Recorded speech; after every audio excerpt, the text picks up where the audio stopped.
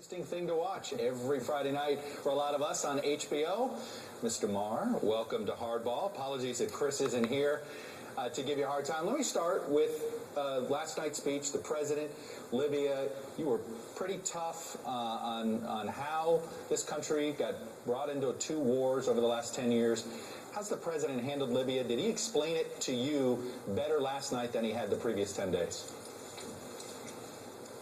I thought I was pretty clear on it from the beginning, but, you know, there's a lot of folks in this country, mostly on the right, who, of course, are going to oppose him no matter what he says, so he keeps having to explain it over and over again.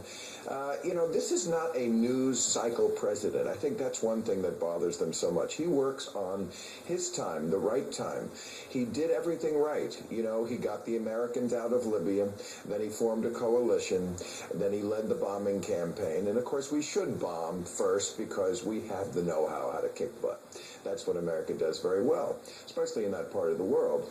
And then he passed it off, as he's doing now, to other people so that we don't have the cost and we don't have to be holding the bag if something goes wrong. I don't know how anyone can look at this and say this is exactly how it should have been done. I don't back the president on everything, but on this one, yeah, I think he did everything right. And yet I saw a poll today, I think it was a Reuters poll, like a small percentage of people see him as a strong and decisive leader, but they say he's cautious and consultative.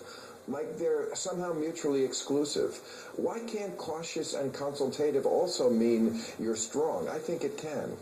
We're in a Twitter news environment, Bill. Don't you know that? All right, I want to go to, you've been getting hammered in the conservative